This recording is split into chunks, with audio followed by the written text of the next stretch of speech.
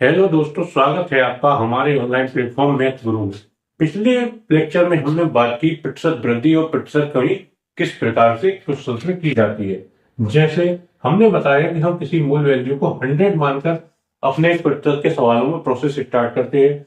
यदि इसमें 20% की वृद्धि होती है तो ये वैल्यू 120% हो जाएगी।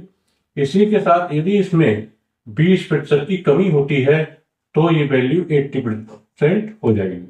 इसमें यदि कोई भी क्वेश्चन में यदि जैसे कोई क्वेश्चन है इसमें 220 है वैल्यू, इसमें 20% की कमी करनी है तो हम सीधा इसका 80% निकाल देंगे। इसके निकालने का एक तरीका तो यह हो सकता है, बिल्कुल बेसिक और सिंपल तरीका है।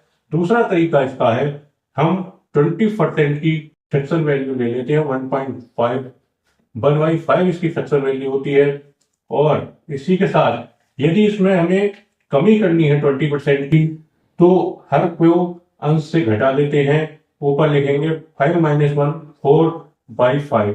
ये 80% की वैल्यू हो गई और 220 का 4/5 निकालेंगे तो इससे भी आंसर आ जाएगा। दूसरा तरीका होता है कि हम इसका 220 का 1/5 निकालेंगे तो ये 20% हो जाएगा और इसको 220 में से माइनस कर देंगे।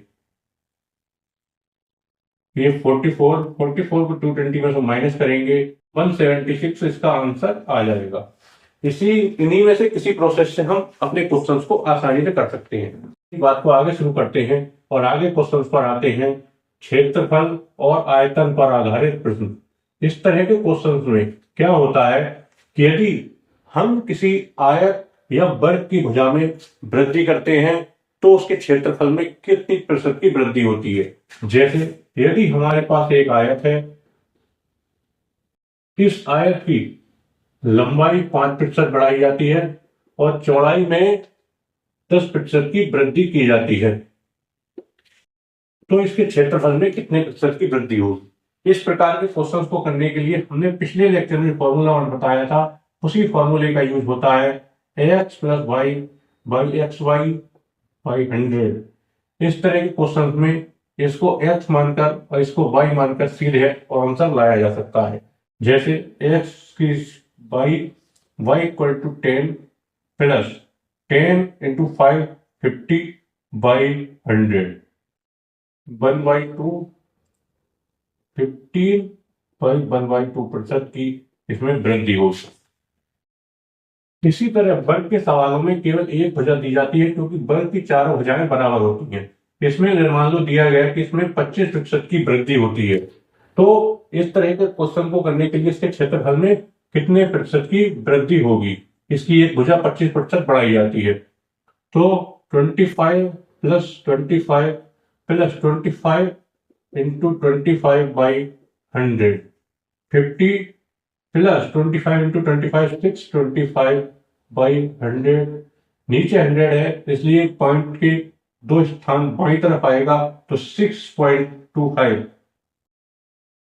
+ 50 = 56.25% में ये वृद्धि इसके वर्ग के क्षेत्रफल में होगी। इसी में एक आकृति और आती है, वो आती है वृत्त। वृत्त का व्यास या वृत्त की त्रिज्या और वृत्त की परिधि, ये तीनों एक साथ एक ही परसेंटेज में बढ़ते हैं। जैसे वृत्त का व्यास यदि 1% की वृद्धि की जाती है तो इसकी त्रिज्या में भी 1% की वृद्धि होगी और इसकी परिधि में भी 1% की वृद्धि होगी। ये तीनों में ही किसी तरह की कोई सॉल्व करने की आवश्यकता नहीं है क्योंकि जो भी किसमें से कोई चीज यदि 1% बढ़ाई जाती है तीनों में 1% की वृद्धि होती है। जैसे हमारे पास एक क्वेश्चन है, नारायण अपने मासिक वेतन का 30% शिक्षा पर व्यय करता है, शेष का 50% भोजन पर, उसके बाद शेष में से 1000 रुपए किराया देता है, अंत में 1800 रुपए बचते हैं। नारायण का मासिक वेतन क्या है।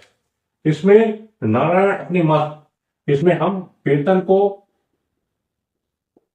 100 मानकर चलते हैं।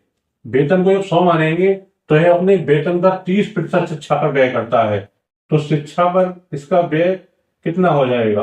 100 का 30%, 30 इसका व्यय 30 रुपए व्यय हो जाएगा शिक्षा पर। शेष का 50%, इसके पास शेष क्या बचा, शेष बचे 70 रुपए, उसका 50% भोजन पर, उसके बाद इसका 50% भोजन पर इसने कितना खर्चा किया, इसका 50% यानी कि 1/2 35 इसने भोजन पर खर्च किया। इसमें से शेष में से इसके पास शेष बचे रुपए 35 में से 1000 किराया देता है, अंत में 1800 रुपए बचते हैं। 35% माइनस 1000 इक्वल टू 1800। और इसको आप सॉल्व करेंगे, 35% में से शेष बचा, इसमें से 1000 उसने किराया दिया, अब उसके पास 1800 रुपए बचते हैं। तो इसको जब सॉल्व करेंगे 35% इक्वल टू 1000 1800 प्लस 1000 2800, ये 35% की वैल्यू है।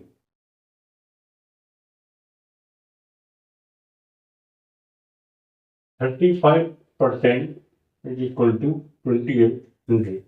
अब इसका हम 100% निकालेंगे, वही वैल्यू हमारा आंसर होगा। इसका 100% निकालने के लिए 35% का फ्रैक्शन वैल्यू क्या होता है, 7/20 equal to 2800। 27,400 is equal to 1 equal 20/400 equal to 8000। इसका आंसर आएगा